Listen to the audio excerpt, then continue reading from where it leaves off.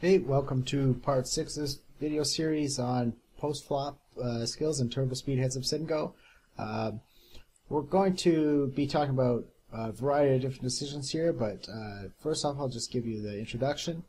Post-flop decisions are much more difficult to show in a PowerPoint presentation than pre-flop decisions, and that's because there's so many possibilities of hands, player types, stack depths that each decision has to be looked at more or less independently.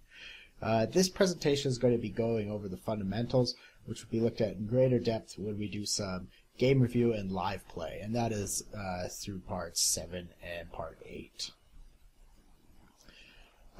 First thing I'm going to talk about here is just flop continuation betting basics. I think most players that are at the level of this video understand the benefit of standard C-bets and how to C-bet. A good standard in heads-up sit and go play is to use half pot size bet for your C-bets. There are situations on very dry, and we'll get into what kind of counts as a dry and wet board later on. But there are situations on very dry boards that we can get away with a quarter, 1/3 pot size bet or even less.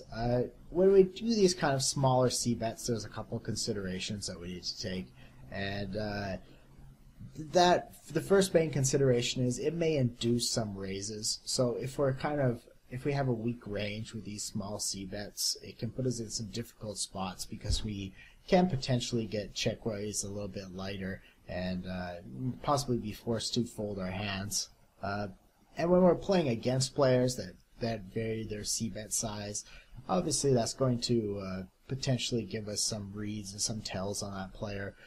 But just kind of a general note, when most players are using a half pot or 3/4 pot C-bet and then they switch to a smaller C-bet, very oftentimes that can indicate actually a stronger range that they're not too worried about. They're kind of just trying to kind of lure you in, try to induce some raises.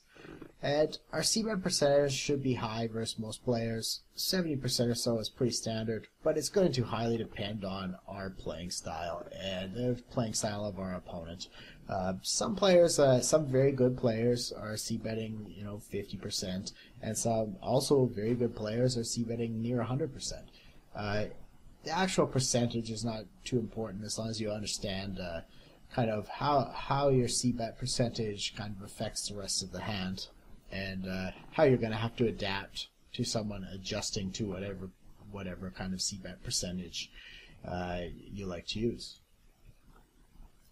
The turn continuation betting is certainly done worse than flop continuation betting in most instances. I think a lot of players have trouble deciding which turns are going to be good ones to continue on and which ones are going to be bad ones.